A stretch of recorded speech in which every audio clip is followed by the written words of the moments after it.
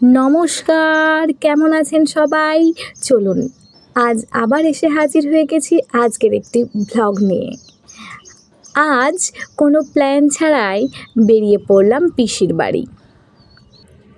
আমার পিসির বাড়ি ভদ্রেশ্বর ধিতারা। সেখানে ছিল বেশ বড় করে বারোয়ারি পুজো বা মা সিদ্ধেশ্বরীর পুজো। তাই বেরিয়ে পড়লাম সপরিবারে। সাথে ছিল কাকিমার ভাই। দেখতেই পাচ্ছেন, এটা হচ্ছে কামারকুণ্ডু ওভারব্রিজ, এর উপর দিয়ে যাওয়া। পিসির বাড়িতে গিয়েই সঙ্গেই চলে গেলাম সিদ্ধেশ্বরী মায়ের কাছে। সেখানে সিদ্ধেশ্বরী মায়ের কাছে খুব বেশি ভিড় থাকায় মায়ের ছবি তোলা হয়নি, তবে বেশ কিছু যে সুযোগগুলো পেয়েছি সেইগুলোর ছবি তুলেছি। যেখানে এই ভদ্রেশ্বর ধিতারায় এই যে মা সিদ্ধেশ্বরীর পুজো, এর সব থেকে যেটা মেন আকর্ষণ হচ্ছে পুতুল নাচ।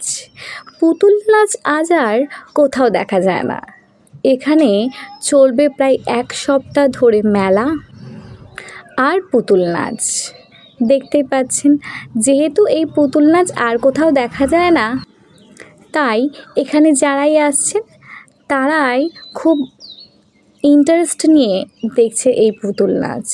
এমনকি আমার মেয়েও কিন্তু এখান থেকে আসতে চাইছিল না, কিন্তু যা প্রচণ্ড গরম, তাই আর সেখানে বেশিক্ষণ থাকা যায়নি। যেটুকু পেরেছি এইভাবেই পুতুল নাচ আমি আপনাদের দেখানোর চেষ্টা করলাম। এবার পরের দিন বাড়ি ফিরে যথারীতি রান্না চাপালাম। আজ করেছিলাম মাশরুমের তরকারি। এখানে আমি বোধহয় মাশরুমটাকে একটু বেশি ছোট করে কেটে ফেলেছি, আর ভেবেছিলাম শুধু মাশরুমের ঝাল করব।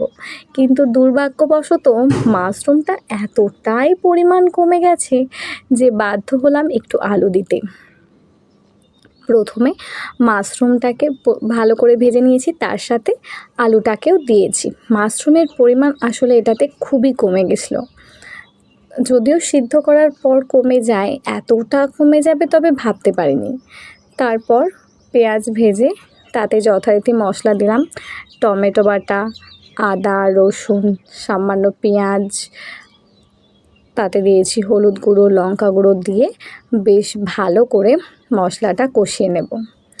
আসলে আমাদের খুব একটা বেশি আলু কেউ খেতে চায় না, আর একটু তাড়াহুড়োর কারণে এক তরকারিতে কাজ মেটাবো বলেই আলুটা দিয়েছিলাম। তবে আমি একটা জিনিস দেখেছি, মাশরুমের যদি শুধু ঝাল করা হয় তবে কিন্তু সেটা বেশি খেতে ভালো হয়। আমি কিছুটা আলু দিয়ে ভালো করে মশলাটা কষিয়ে একটু গরম জল করে রেখেছিলাম। এবার সেই গরম জলটা দিয়ে দিলাম, দিয়ে বেশ ভালো করে ফুটিয়ে নিলাম। যখন দেখছি প্রায় জাল উঠে যাবে ঝোলে, তখন এবার একটু চাপা দিয়েছিলাম। চাপা দেওয়ার পর আলুগুলো যখন প্রায় হয়ে আসবে